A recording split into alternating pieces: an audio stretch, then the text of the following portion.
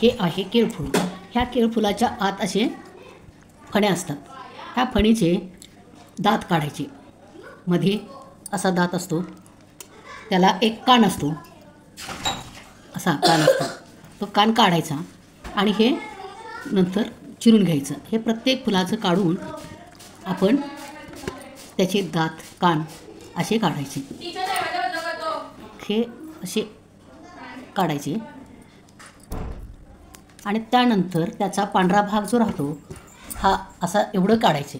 एवढे काढल्यानंतर हा भाग चिरून घ्यायचा. हा पूर्ण भाग घालायचा आणि हे सगळे स्वच्छ करून झाल्यानंतर बारीक चिरून त्याच्यामध्ये थोडंसं ताक घालून तासभर ठेवायचे. लहान मुलांचे दात यायला लागले की हे दातावर घासतात, त्याला चावायला देतात. हे चावल्यानंतर ह्याचा काय चाललं, हे असे दात असतात. हे लहान मुलांचे दात येत असताना हे दातात चावायला देतात. ह्याच्यामुळे मुलांचे दात हलके येतात.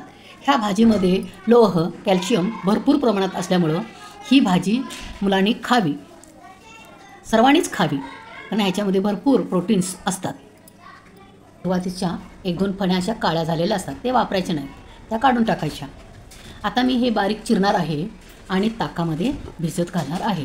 त्यानंतर ते मी डाळ घालून शिजवून घेणार आहे. नंतर करकचून हाताने पिळायचे आणि कांदा, तिखट, मीठ घालून फोडणी द्यायचा. खूपच छान भाजी होते. शिजत असताना थोडासा गूळ टाकायचा, त्याच्यामुळे त्याचा तुरटपणा असतो तो कमी होतो. जर आपल्याजवळ ताक नसेल तर थोडीशी चिंच टाकायची किंवा आमसूल आगळ अर्धा चमचा टाकायचा, त्याच्यामुळे त्याचा तुरटपणा कमी होतो. 3 चमचे तेल टाकलेलं आहे.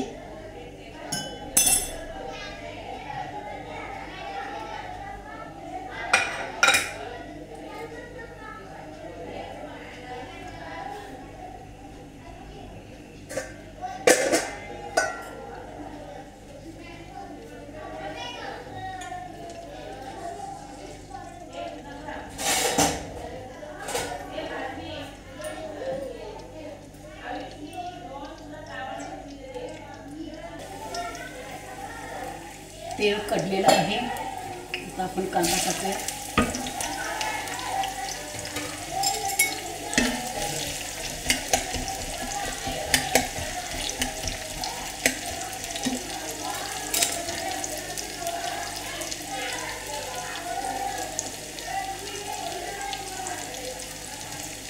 कांदा जास्ती भाजायचा नाही, थोडासा चटचटीत भाजला. कच्चाच कांदा भाजीमध्ये चांगला लागतो.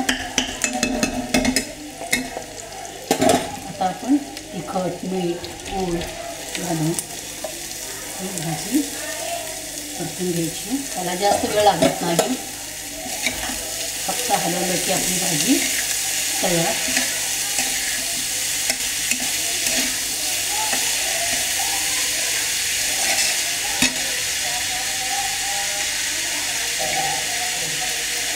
आपण थोडीशी हळद टाकूया, म्हणजे दिसायला कलर छान दिसतो.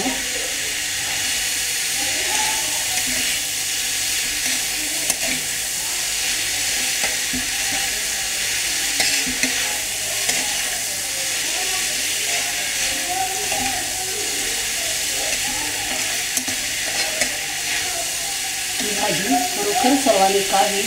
याच्यामध्ये कॅल्शियम, पोटॅशियम, भरपूर प्रमाणात लोह आपल्याला मिळू शकतं. लहान मुलांनासुद्धा दात वगैरे येताना त्रास होत असेल तरी तो त्रास होत नाही. त्याच्यामुळे सर्वांनी ही भाजी खावी. हे पहा, आता आपली भाजी आणि भाकरी तयार झालेली आहे. खूपच भाकरीबरोबर ही भाजी छान लागते.